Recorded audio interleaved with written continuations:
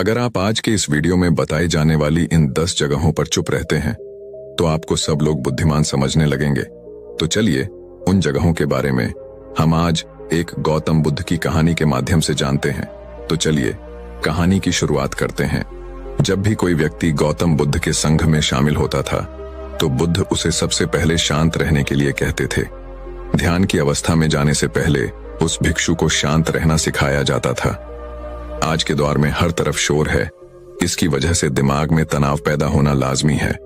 ऐसे में अगर आप हर रोज कुछ देर मौन रहने का अभ्यास करते हैं तो इससे आपके तनाव पैदा होने वाले हार्मोन के लेवल में कमी आती है।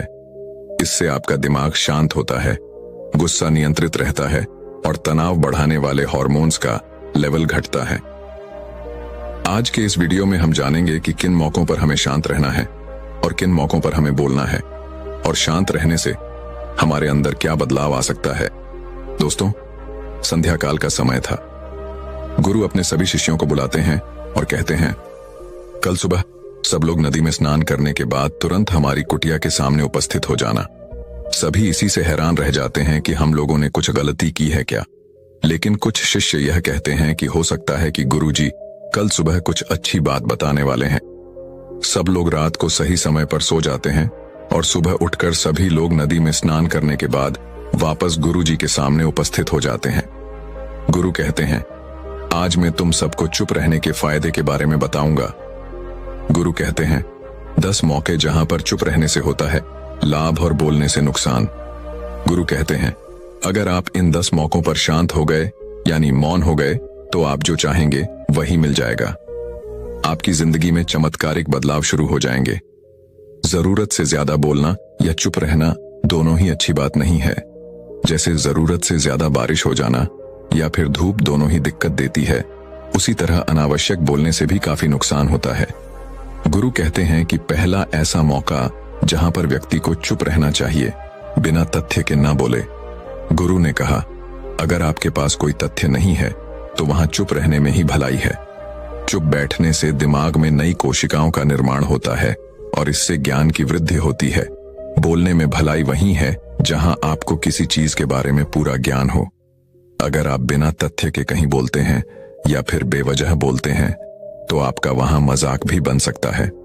अगर आपके पास पर्याप्त जानकारी नहीं है, ऐसी जगह पर बोलने से आपका मजाक तो बनेगा ही, साथ ही साथ लोगों का भरोसा भी आपसे उठने लगेगा।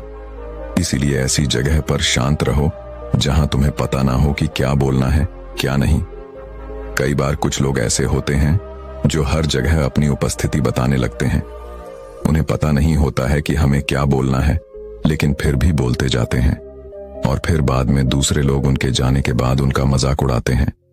जब तक आपको उस तथ्य के बारे में अच्छा ज्ञान नहीं है, उसके बारे में पता नहीं है, तो वहां चुप रहना ही ज्यादा समझदारी है। गुरु ने कहा, दूसरा ऐसा मौका जहां पर व्यक्ति को चुप रहना चाहिए, शब्दों से न पहुंचे ठेस। अगर आपके शब्द किसी को मानसिक ठेस पहुंचा रहे हैं तो वहां चुप हो जाना चाहिए। कमजोर व्यक्ति के बारे में कुछ भी बोलकर आप महान नहीं बन सकते हैं। महान आप किसी कमजोर का साथ देने में बनेंगे। कई बार ऐसा होता है, कुछ लोग अपने से छोटे व्यक्ति को भला बुरा कहते रहते हैं। सामने वाला इंसान तो कद से आपसे छोटा है, वह आपको कुछ नहीं बोलेगा, लेकिन आप उसकी नजरों में गिरते चले जाएंगे। हो सकता है कि कल वह भी आपसे पद में बड़ा हो जाए। पद में आपसे जब वह बड़ा हो जाएगा तो आज जो रवैया आपका उसके साथ है, आने वाले समय में वह भी आपके साथ वही करेगा। आप किसी को नीचा दिखाकर बड़ा नहीं बन सकते हैं। बड़ा बनना है तो अपने से छोटे लोगों की इज्जत भी करना सीखें और साथ ही साथ बड़े लोगों का भी सम्मान करना चाहिए। लोगों को लगता है कि अगर वह अकड़ कर बोलेंगे और सामने वाले को नीचा गिराने की कोशिश करेंगे तो वह बड़े बन जाएंगे। तो यह उन सब की भूल है। बड़े होने की बजाय आप उनकी नजरों में गिरते चले जाएंगे। गुरु ने आगे कहा, इसलिए शिष्यों, तुम सब जब भी बोलना आदर भाव से बोलना, ताकि तुम्हारी बात लोगों को अच्छी लगे। बोलने में भाई बहन, माता पिता, मित्र इत्यादि संबोधन शब्दों का इस्तेमाल जरूर करना। इससे तुम्हारी मान प्रतिष्ठा तो बढ़ेगी ही, साथ ही साथ लोगों की नजरों में तुम समझदार व्यक्ति बनते जाओगे। गुरु ने आगे कहा, तीसरा मौका जहां पर व्यक्ति को चुप रहने में ही भलाई है। क्रोध या घृणा करने वाले लोग जब कोई अपना या सगा संबंधी आप पर क्रोध कर रहा हो, आपका अपमान कर रहा हो, तो आपको उस वक्त चुप रहना चाहिए ताकि सामने वाले का गुब्बारा पूरी तरह से फट जाए। आप यदि सही हैं तो उसे कतई माफीनामा गए और चुप रहकर ही सही समय का इंतजार करें। वह खुद आपसे माफी मांग लेगा जब उसे अपनी गलती का एहसास हो जाएगा। गुरु आगे कहते हैं कि अगर आपका कोई सगा संबंधी आप पर क्रोध कर रहा हो और आप उस समय शांत हैं, तो यह आदर सम्मान देने की निशानी होती है। इससे ना कोई छोटा होता है और ना ही बड़ा। अगर आपको क्रोध आ रहा है तो आप या तो वहां से किसी का अनादर किए बिना चले जाएं या फिर चुप रहें। क्रोध करने से आपके रिश्ते खराब होंगे। क्रोध करने से हमेशा क्रोध करने वाले व्यक्ति का ही बुरा होता है। गुरु आगे कहते हैं कि एक बार की बात है, एक सांप जंगल से भागते हुए किसी राजा के घर में पहुंच गया। लोगों ने छेड़खानी की तो वह बहुत ही गुस्सा हो गया, जिससे घर में जो तलवार पड़ी हुई थी उसी को लपेटकर कसने लगा और धीरे धीरे उसका पूरा शरीर कट गया। ठीक उसी प्रकार हमारा गुस्सा भी हमारे शरीर को तलवार की भांति काटता रहता है। गुस्सा ध्यान से खत्म होता है। प्रतिदिन अगर आप ध्यान की मुद्रा में बैठे हैं तो आपका गुस्सा आपके नियंत्रण में रहेगा। गुरु आगे कहते हैं कि या तो यह तरीका है कि आप प्रतिदिन ध्यान का अभ्यास करें। इससे आपके शरीर में जो हार्मोन्स गुस्से को बढ़ावा देते हैं वह सब तुम्हारे नियंत्रण में रहेंगे, जिससे शरीर गुस्से पर आसानी से काबू पा लेगा। लेकिन एक तरीका यह भी है कि जब भी आपको गुस्सा आए तो आप यह समझने का प्रयास करो कि क्या मेरा गुस्सा जायज है या नहीं। हमें वहां पर बोलना चाहिए कि नहीं। जब आप खुद इस बात का आकलन लगा पाएंगे तो आपको खुद पता चल जाएगा कि हमें गुस्सा करना चाहिए या नहीं। फिर भी आपको गुस्सा आ रहा है तो आप वहां से हटने का प्रयास करें, वहां से दूर चले जाएं। धीरे धीरे समय के साथ आपका दिमाग शांत हो जाएगा। गुरु ने कहा, चौथा, ऐसा मौका जहां पर इंसान को बहुत ही समझदारी के साथ काम लेना चाहिए, वहां पर आपको चुप रहना ही चाहिए। जहां पर उस मुद्दे से आपका कोई संबंध ना हो। अगर आपका किसी मुद्दे से कोई संबंध ना हो तो वहां आपका चुप रहना बनता है। बिना किसी वजह अगर आप दूसरे के मुद्दे पर बोलेंगे तो यह आपके लिए अनिश्चितकारी होगा। इसमें केवल और केवल आपका ही नुकसान है। जब भी आप किसी भी दो लोगों के बीच हो रहे विवाद में जल्दी अपनी टांग ना डालें। अगर सामने वाला आपको बुला रहा है अपना झगड़ा शांत करवाने के लिए तो ही आप वहां पर जाएं। किसी की व्यक्तिगत जिंदगी में दखल अंदाजी नहीं देनी चाहिए जब तक कि वह व्यक्ति आपको नहीं बुलाता है। अपने झगड़े को शांत करवाने के लिए कुछ लोग फालतू में दूसरे के विवाद में कूद पड़ते हैं। इससे उनके मान सम्मान मर्यादा पर लोग उंगली उठाने लगते हैं। गुरु कहते हैं कि अब 10 मौकों में से 5 ऐसे मौका भी है जहां पर व्यक्ति को बहुत ही समझदारी के साथ चुप रहना चाहिए। आपके शब्दों से किसी मित्र को हानि न पहुंचे। अगर आपके शब्द सामने वाले के परिवार या मित्रों की प्रतिष्ठा के बारे में बुरी झलक दिखा रहे हैं तो आपको चुप रहना चाहिए। किसी के परिवार या फिर मित्र के बारे में बुरा बोलने से केवल आप ही बुरे बनेंगे। जो चीज आसानी से खत्म की जा सकती है उसे अपने शब्दों से बड़ा न करें। बिना चिल्लाए बात करने का प्रयास करते रहना चाहिए। अगर आप बिना चिल्लाए कोई बात नहीं कह सकते तो आपका चुप रहने में ही भलाई है। किसी पर चिल्लाने से आपके व्यवहार के बारे में पता चलता है। ज्यादा बोलने से चीजें हमेशा खराब ही होती हैं। कई बार कुछ रिश्ते ज्यादा बोलने की वजह से टूट जाते हैं, इसलिए अपनी आवाज में मीठापन लाए। आपके शब्दों से आपके दोस्त को हानि नहीं पहुंचनी चाहिए। कभी कभी दोस्तों में हम मजाक उड़ाते हैं, लेकिन याद रखें आपके शब्दों से किसी का अनादर न हो। मजाक को भी हमेशा शब्दों के मायने में ही रखें। जहां किसी को शब्दों से चोट लगे वहां चुप हो जाएं। ज्यादा बोलने से हमेशा नुकसान ही होता है। किसी और की प्रतिष्ठा को अपने शब्दों के माध्यम से हानि नहीं पहुंचानी चाहिए। यदि आपके शब्दों से किसी और की प्रतिष्ठा को ठेस पहुंच रही है तो वहां आपको चुप हो जाना चाहिए। जब कोई व्यक्ति आपके सामने नहीं है तो आप उस व्यक्ति के बारे में बुरे शब्द किसी तीसरे व्यक्ति के सामने ना बोले। गुरु कहते हैं छठा मौका जहां पर व्यक्ति को चुप रहना चाहिए। जब कोई कर रहा हो किसी की बुराई, जब कोई आदमी आपके सामने किसी तीसरे आदमी की बुराई कर रहा हो, तब तुम्हें चुप रहकर बस सुनना चाहिए। अपनी राय व्यक्त नहीं करनी चाहिए, क्योंकि जो आज आपके सामने किसी तीसरे की बुराई कर रहा है वह कल किसी और के सामने आपकी बुराई भी कर सकता है। यदि आपने कुछ कहा है तो नीति शास्त्र के अनुसार जो अपने मुंह को बंद रखता है और बुद्धि से काम करता है वही इंसान समझदार होता है।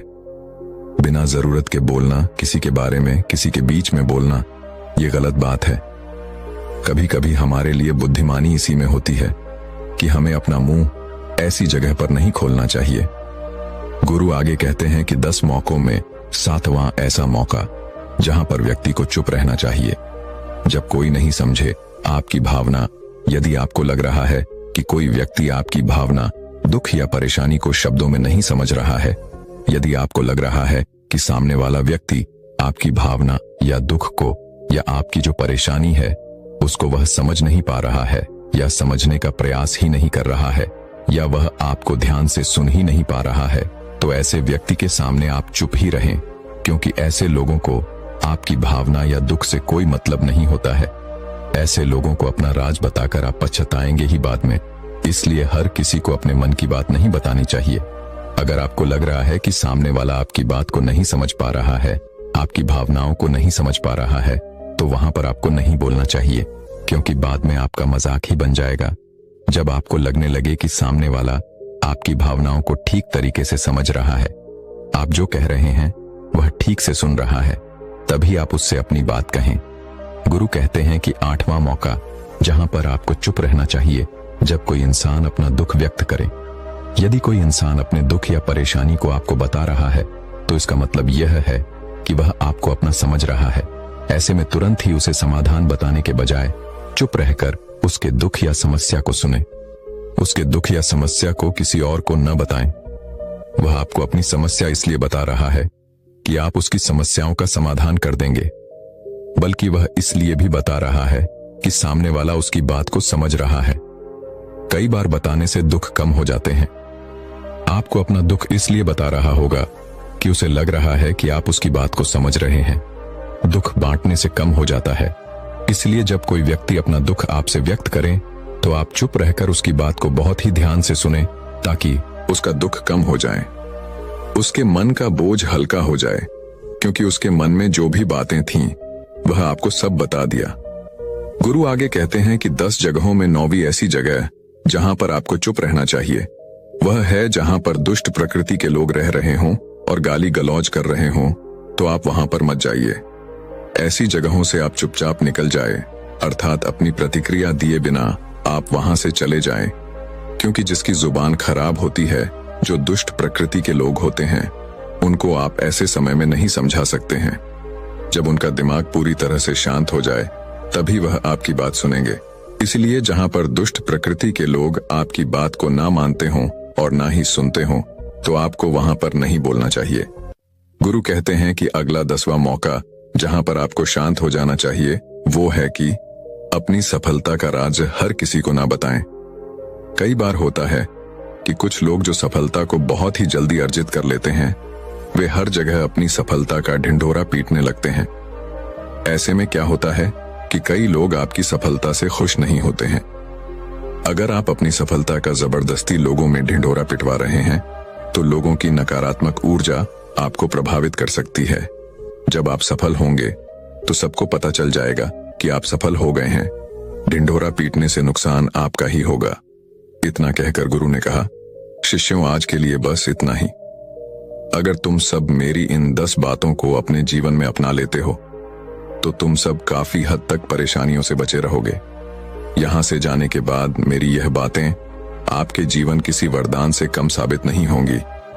जीवन में असली सुख की प्राप्ति कैसे हो सकती है, इस विषय पर हम अगली आज की रोचक कहानी की शुरुआत करते हैं। एक बार गौतम बुद्ध का एक अनुयायी, जो कि सालों से गौतम बुद्ध के आश्रम में आ रहा था, वह उनके प्रवचन सुनता, आश्रम में ध्यान आदि करता और फिर चला जाता। लेकिन अचानक कुछ दिनों से उसने आश्रम में आना ही बंद कर दिया था। यह बात गौतम बुद्ध ने भी अनुभव की। एक दिन जब गौतम बुद्ध उस गांव से भिक्षा मांगकर वापस लौट रहे थे तो रास्ते में उस अनुयायी का घर भी पड़ा। बुद्ध उसके घर के अंदर चले गए। अंदर जाके देखा तो वह इंसान आंगन में बैठकर कुछ काम कर रहा था। बुद्ध को देखते ही वह जल्दी से हाथ जोड़कर उनके सामने खड़ा हो गया। उसने बुद्ध को पीने के लिए शीतल जल दिया और बैठने के लिए आंगन के चबूतरे पर एक चटाई बिछाई। बुद्ध चटाई पर आराम से बैठ गए। फिर बुद्ध ने उस अनुयायी से पूछा, तुम्हारे घर परिवार में सब कुछ ठीक तो है ना? अनुयायी बोला, हाँ बंथे, सब ठीक है। बुद्ध ने पूछा, फिर तुमने आजकल आश्रम में आना क्यों छोड़ दिया? यह सुन वह अनुयायी थोड़ा सा शर्मिंदा होने लगा। फिर बोला, अब मैं आपको कैसे बताऊं बुद्ध? गौतम बुद्ध ने कहा, तुम भी संकोच कह सकते हो। अनुयायी ने कहा, मेरे वस्त्र बहुत ही पुराने हो चुके हैं, वे कई जगह से फट गए हैं, उनमें छेद निकल आए हैं, अब वो बिल्कुल भी पहनने लायक रहे ही नहीं। बुद्ध ने अनुयायी के वस्त्र देखे, वह सच में बहुत ही बुरी हालत में थे, जगह जगह से घिस चुके थे, कई सारे छेद थे। इसके बाद बुद्ध मुस्कुराते हुए अनुयायी के कंधे पर हाथ रखकर बोले, चिंता मत करो, सब ठीक हो जाएगा। बुद्ध ने अपने एक धनवान अनुयायी को रुकने के लिए कहा। जब सब चले गए तो बुद्ध ने अकेले में उस धनवान अनुयायी से अपने उस गरीब अनुयायी को 2 जोड़ी वस्त्र देने को कहा। धनवान अनुयायी उस गरीब अनुयायी के घर वस्त्र भिजवा देने का वचन देकर वहां से चला जाता है। अगले दिन सुबह वह अमीर अनुयायी उस गरीब अनुयायी के परिवार के हर एक सदस्य के लिए 2-2 जोड़ी कपड़े एक पोटली में बनवाकर अपने नौकर के हाथ भिजवा देता है, जिसे देखकर उस गरीब अनुयायी का पूरा परिवार बहुत ही खुश होता है। अगले दिन जब वह गरीब अनुयायी दोबारा से बुद्ध के आश्रम उनके प्रवचन सुनने आता है, तो अंत में जाते समय बुद्ध उस अनुयायी को रोककर उससे पूछते हैं, क्या अब तुम अपने नए वस्त्रों में आराम से हो? तुम्हें और कुछ तो नहीं चाहिए? अनुयायी ने कहा, पहले तो आपका बहुत बहुत आभार बंथे, मैं इन कपड़ों में बिल्कुल आराम से हूं और मुझे अब और कुछ नहीं चाहिए। बुद्ध ने आगे पूछा, अब जबकि तुम्हें नए वस्त्र प्राप्त हो चुके हैं, तो तुमने अपने पुराने वस्त्रों का क्या किया? अनुयायी ने कहा, हमारा परिवार अब से उन्हें बिस्तर में बिछाने और ओढ़ने के काम में लेगा, अब हम उन्हें ओढ़ने की तरह उपयोग में लेंगे। बुद्ध ने कहा, फिर तुमने अपनी पुरानी और नए वस्त्र का क्या किया? अनुयायी ने कहा, बुद्ध, मैंने उसे अपने घर की खिड़कियों में पर्दे की तरह लगा दिया है। बुद्ध ने कहा, तो क्या तुमने अपने पुराने पर्दे फेंक दिए?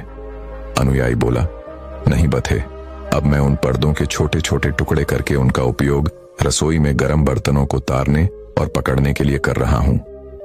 बुद्ध ने पूछा, तो फिर तुमने रसोई के पुराने कपड़ों का क्या किया? अनुयायी ने कहा, अब मैं उनका उपयोग घर में पोंछा लगाने के लिए करूंगा। बुद्ध ने कहा, तो फिर तुम्हारे पुराने पोंछे का क्या हुआ? अनुयायी ने कहा, बुद्ध, वो पुराना पोंछा इतना तार तार हो चुका था कि अब उसका कुछ भी नहीं किया जा सकता था, इसलिए मैंने उस पोंछे से एक एक धागा अलग करके दिए के लिए बत्तियां बना ली। उन्हीं में से कुछ बत्तियां मैंने आश्रम में दान कर दी हैं, जो अब आज रात से आपके कक्ष में प्रकाशित होंगी। यह सुन बुद्ध अनुयायी से संतुष्ट हो गए।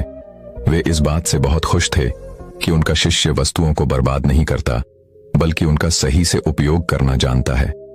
गौतम बुद्ध हमेशा अपने शिक्षकों को बहुत ही कम चीजों के साथ जीवन निर्वाह करने की शिक्षा देते थे। साथ ही उनका यह भी मानना था कि यदि हमारे पास कुछ भी हमारी जरूरत से अधिक है, हमें उसे दूसरे जरूरतमंद लोगों को दे देना चाहिए। काश हमारी आज की जनरेशन यह संदेश समझ पाए। आज लगभग हर इंसान अपनी जरूरत से अधिक चीजें खरीद रहा है, केवल लोगों की देखा देखी में और दूसरों को शो ऑफ करने के चक्कर में। आजकल पुरानी चीजों को रीयूज करना तो दूर की बात है, हम लाई हुई नई चीजों को ही पूरी तरीके से यूज नहीं कर पाते। इसका एक कारण यह भी है कि आज के इस मॉडर्न दुनिया में हर रोज नई चीजें इन्वेंट हो रही हैं, जिससे बहुत ही जल्द चीजों का फैसला खत्म हो जाता है और दूसरी नई प्रकार की वस्तु चलने में आ जाती है। आजकल जब हम कोई फोन या इलेक्ट्रॉनिक प्रोडक्ट लेते हैं तो उनमें कितने तरह के फंक्शन की जांच करते हैं, लेकिन एक सर्वे के अनुसार एक इंसान अपने फोन के 60% फीचर्स कभी यूज ही नहीं करता या फिर बहुत ही कम बार उसे यूज करता है। यानी कि अगर वो फीचर्स ना भी होते तब भी उस इंसान का काम रुकने वाला नहीं था। आज जब प्राप्ति संसाधन दिन प्रतिदिन खत्म होते जा रहे हैं, तो ऐसे में हमें भी पूरा प्रयास करना चाहिए कि चीजें कम से कम बर्बाद करें और अपने छोटे छोटे प्रयत्नों से इस पृथ्वी को सुरक्षित बनाकर रखें। तो दर्शकों, चलिए अब अगली कहानी की शुरुआत करते हैं। दोस्तों, बहुत समय पहले की बात है, किसी नगरी में एक युवक रहता था। वह युवक एक सरकारी नौकरी करता था, जिससे उसे बहुत अच्छी तनख्वाह भी मिलती थी और उसी तनख्वाह से उसका पूरा परिवार चलता था। उसके परिवार में वह, उसकी पत्नी और उसकी एक बेटी थी। लेकिन फिर भी उसका मन बहुत बेचैन रहता, वह बहुत चिंतित रहता। उसे कुछ भी समझ नहीं आ रहा था कि आखिर उसके जीवन में क्या हो रहा है, वह क्या चाहता है, उसने आखिर इस धरती पर जन्म क्यों लिया है। ऐसे कई सारे सवाल उसके मन में उठ रहे थे। तभी एक दिन जब वो अपने बिस्तर पर सो रहा था तो उसे एक सपना आया। उस सपने में उस व्यक्ति ने देखा केवल एक संत से मिला है। वह संत बड़े ही ज्ञानी है, बड़े ही दयालु हैं। उन संत ने उसे एक ऐसा मंत्र दिया है जिस मंत्र की मदद से उसका पूरा जीवन बदल रहा है, उसका पूरा जीवन खुशहाल हो रहा है और वह बहुत खुश है। लेकिन तभी अचानक उसकी नींद खुल गई और उसके बाद वह और भी ज्यादा चिंतित हो गया, और भी ज्यादा परेशान हो गया। उसे समझ नहीं आ रहा था कि क्या यह हकीकत है या एक सपना। ऐसे ही कई दिन बीत गए। तभी अचानक वो एक दिन अपने काम के सिलसिले में कहीं जा रहा था। तभी उसे रास्ते में एक गुरुवर मिले। वह गुरुवर अपने आश्रम की ओर जा रहे थे। वह व्यक्ति उन गुरुवर को देखता है और उनके पास जाता है। उन्हें प्रणाम करके वह उनसे कहता है महाराज, मैं कई दिनों से सो नहीं पाया हूं। मेरा मन बहुत बेचैन रहता है। मेरा मन किसी भी काम में नहीं लगता। मैं हमेशा दुखी रहता हूं, सोचता रहता हूं, चिंतित रहता हूं। और तो और अभी कुछ दिनों पहले ही मैंने एक सपना देखा था। उस सपने में मुझे एक संत मिले थे। उन संत ने मुझे एक ऐसा मंत्र दिया था जिसे मेरा पूरा जीवन बदलने लगा था। मैं हमेशा खुश रहता था, हमेशा उत्साहित रहता था। लेकिन मुझे यह समझ नहीं आ रहा है कि जो सपना मैंने देखा था वह सच था या झूठ है। महाराज, मेरी मदद कीजिए। मैं जानना चाहता हूं कि आखिर वह क्या था। क्या मुझे आप वह मंत्र दे सकते हैं जिससे मेरा जीवन सुख में हो जाए, जिससे मैं अपना जीवन सुखी सुखी बिता सकूं। मुझे किसी चीज की कोई चिंता ना रह जाए, ना ही किसी चीज का कोई डर हो। उस व्यक्ति की यह बात सुनकर वह गुरुवर जोर से हंस पड़े और उस व्यक्ति से कहते हैं, बेटा, तुम सरकारी नौकरी वाले हो, तुम भला इन उलझनों में क्यों पड़ते हो। इससे तुम्हारा जीवन सुलझने वाला नहीं है, उलझता ही चला जाएगा। लेकिन वह व्यक्ति भी बहुत समझदार था। उसने उन गुरु की बात समझ ली। उनका इशारा वह समझ चुका था। तभी वह व्यक्ति उन गुरुवर से कहता है महाराज, कई दिन हो चुके हैं और मेरा मन अत्यधिक बेचैन है। मैं ढंग से सो तक नहीं पाता। मेरा जीवन मुझे नीरज लगता है, मेरा जीवन मुझे व्यर्थ लगता है। मैं बार बार बस यही सोचता हूं कि आखिर मेरा जन्म क्यों हुआ है और मैं बाकियों की तरह खुश क्यों नहीं हूं। क्या मुझे खुश होने का कोई हक नहीं? क्या मुझे अपने जीवन को खुशी खुशी बिताने का कोई हक नहीं? तभी वह गुरुवर कहते हैं, तुम भी अपने जीवन को खुशी खुशी बिता सकते हो। इस पर वह व्यक्ति कहता है, परंतु कैसे महाराज? हर कोई मुझे तरह तरह के उपाय बताता रहता है और मैंने उन तरह तरह के उपाय को अपने जीवन पर लागू किया है, लेकिन उसके बाद भी मैं हमेशा दुखी ही रहता हूं, परेशान रहता हूं, बेचैन रहता हूं और मुझे मेरे सवालों का कोई जवाब नहीं मिलता। मैं बहुत चिंतित हो चुका हूं और अपने इस जीवन से अब हार चुका हूं। मुझे कुछ भी अच्छा नहीं लगता। तभी वह गुरु कहते हैं, बेटा, जो तुमने सपना देखा था वह बिल्कुल सच था। मैं तुम्हें एक ऐसा मंत्र दे सकता हूं जिसे तुम्हारा जीवन पूरी तरह से बदल जाएगा। कभी वह व्यक्ति कहता है, महाराज, आपकी बड़ी कृपा होगी। यदि आप मुझे वह मंत्र दे दें, वह मंत्र मैं किसी भी हालत में अपने जीवन पर लागू करूंगा।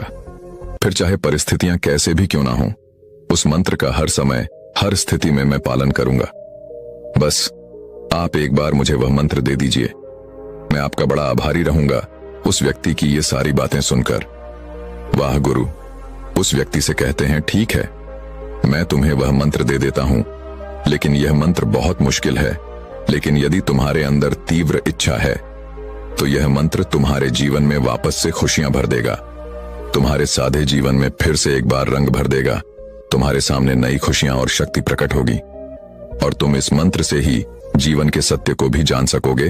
तभी वह व्यक्ति बड़ा उत्साहित होते हुए उन साधु से कहता है, बताइए महाराज, वह कौन सा मंत्र है, बताइए। वह कहते हैं, वह मंत्र यह है कि आज से अगले 3 महीनों तक तुम्हें हर समय सत्य बोलना होगा, फिर चाहे कुछ भी क्यों ना हो जाए, फिर चाहे परिस्थितियां कुछ भी क्यों ना हो। तुम्हें पूरी निष्ठा से इस मंत्र का पालन करना होगा और यदि तुम इस मंत्र का पालन करने में सफल हो जाते हो तो तुम्हारा जीवन पूरी तरह से बदल जाएगा। फिर तुम जैसा जीवन चाहते हो तुम्हें वैसा ही जीवन प्राप्त होगा। इतना कहकर वह साथ वहां से चले गए। तभी वह व्यक्ति मन ही मन यह सोचने लगा कि भला यह कौन सा मंत्र है कि मुझे सत्य बोलना होगा। मैंने तो सोचा था कि यह साधु मुझे कोई ऐसा मंत्र देंगे जिससे मेरा जीवन तुरंत ही बदलना शुरू हो जाएगा, मेरे जीवन में खुशियां आनी शुरू हो जाएंगी और मेरा जीवन पूरी तरह से बदल जाएगा। तभी वह व्यक्ति कुछ देर शांत होकर सोच विचार करता है और फिर वह यह तय करता है कि वह उन गुरु की बातों पर चलेगा, उन गोलू की बातों का पालन करेगा और वह 3 महीने तक सत्य ही बोलेगा। वह यह निश्चय कर लेता है कि आपसे चाहे कुछ भी क्यों ना हो जाए, समय चाहे कैसा भी क्यों ना हो, वह केवल सत्य ही बोलेगा। और उस व्यक्ति ने उसी क्षण से झूठ त्याग दिया और उसने सत्य बोलना शुरू कर दिया। वह एक सरकारी नौकरी करता था जहां पर वो और उसके अन्य मित्र भी रिश्वत लिया करते थे। उसने उसी दिन से रिश्वत लेना बंद कर दी। और इस व्यक्ति की एक और आदत थी, वो पल पल चाय पिया करता था। उसने वो चाय पीना भी छोड़ दी। धीरे धीरे उसके मन से चाय पीने की इच्छा खत्म होती चली गई। धीरे धीरे ऐसे ही कई दिन बीत गए और उसका मन अब शांत होने लगा था। अब उसे चैन की नींद आने लगी थी। वह बहुत अच्छा महसूस करने लगा था। लेकिन दोस्तों, कहा जाता है ना, वक्त पलटते देरी नहीं लगती। संयोग ऐसा हुआ कि उसी हफ्ते कर्मचारियों की जांच हुई और इलेक्शन में यह पता चला उस विभाग के कई लोग रिश्वत लेते हैं। और इसी सिलसिले में जब उस व्यक्ति से पूछताछ की गई तो उसने सब कुछ सच सच कह दिया। वह व्यक्ति कहता है, हाँ, हम अब तक जो रिश्वत लिया करते थे उसे हम आपस में बांट लिया करते थे। उस निरीक्षण कर्मचारी ने तुरंत ही उनके खिलाफ एक्शन लिया और उसकी एक रिपोर्ट बनाई गई। उस व्यक्ति के साथ उसके अन्य मित्रों पर भी कार्रवाई शुरू की गई। उन सभी के खिलाफ एक मुकदमा भी दर्ज किया गया और केवल उस व्यक्ति के सच बोलने से वह व्यक्ति और उसके अन्य मित्र भी इस मुकदमे में फंस चुके थे। हर कोई परेशान था कि आखिर वह क्या करें। सभी को उस व्यक्ति ने मुसीबत में डाल दिया था। कोर्ट में सारे कर्मचारियों ने उस व्यक्ति के खिलाफ झूठा बयान दिया कि रिश्वत केवल वही लेता है और यह हमें बदनाम करना चाहता है। उसने हमें झूठ बोलकर फंसाया है। उन सभी कर्मचारियों की बात सुनकर वह व्यक्ति यह तो समझ चुका था कि अब उसे लंबी सजा होने वाली है। इधर जब यह बात उसकी पत्नी और उसकी बच्ची को पता चली तो उन्होंने भी उस व्यक्ति का साथ छोड़ दिया। उसके सभी मित्र उसका साथ छोड़ चुके थे। उसके सभी सगे संबंधी थीं, अब उसकी एक बात नहीं सुनना चाहते थे। वह बिल्कुल अकेला हो चुका था। अब उसके साथ कोई नहीं था। जेल में बैठे हुए तो व्यक्ति अपने आप से कहता है, उन साधु की बात मानते हुए मुझे अभी केवल 13 दिन ही हुए हैं और सच बोलने के कारण मेरी नौकरी चली गई। मेरा परिवार मुझे छोड़कर चला गया। मेरे सगे संबंधियों ने भी मेरा साथ छोड़ दिया। मैं बिल्कुल अकेला हो चुका हूं और अभी तो केवल 13 दिन ही बीते हैं और अभी तो 3 महीनों में न जाने क्या क्या होगा। यह ख्याल जब उसके मन में आया तो उसने यह भी सोचा कि मुझे सत्य बोलने के इस मंत्र को यहीं पर छोड़ देना चाहिए और मुझे झूठ बोलकर इस मुकदमे से बाहर निकलना चाहिए।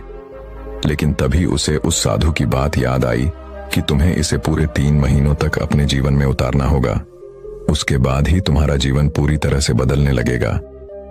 इधर वह यह सोच ही रहा था, किताबी साध जिसने उस व्यक्ति को यह सारी बातें बताई थीं, जिसने उसे वह मंत्र दिया था, वह भी उसे अपने दिव्य दृष्टि से देख रहे थे और वह जोर से हंस पड़े और कहने लगे, शिष्यों, आज तुम जानते हो क्या हुआ। जिसे मैंने सच बोलने का मंत्र दिया था, आज वह जेल में है और उसका साथ देने के लिए कोई तैयार नहीं हो रहा। उसका परिवार उसे छोड़कर चला गया। उसके सगे संबंधी भी उसकी एक बात सुनने के लिए तैयार नहीं।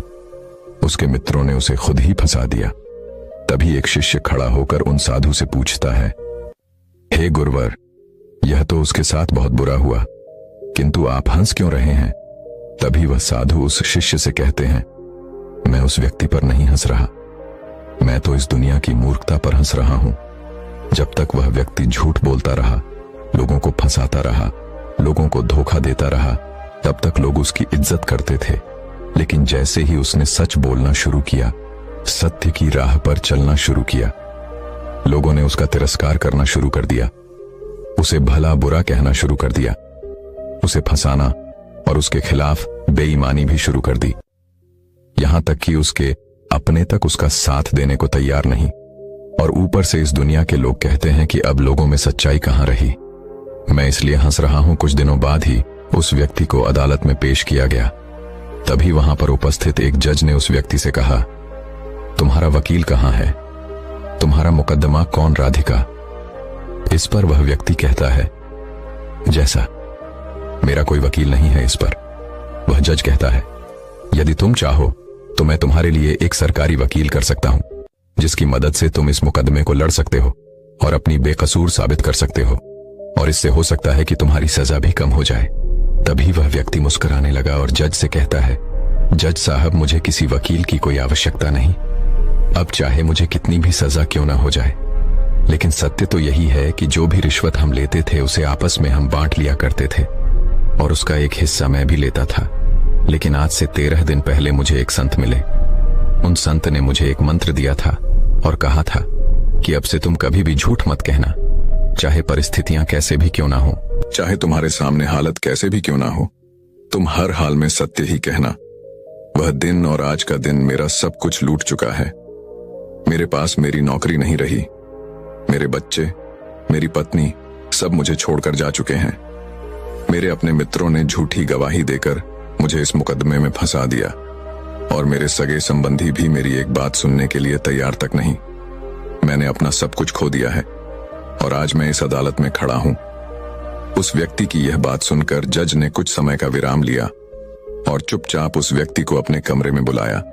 उससे बातें की, उसे पूछताछ की और कहा, कौन है वह संत जिनकी बातों के प्रभाव में आकर तुमने सत्य की राह न ली?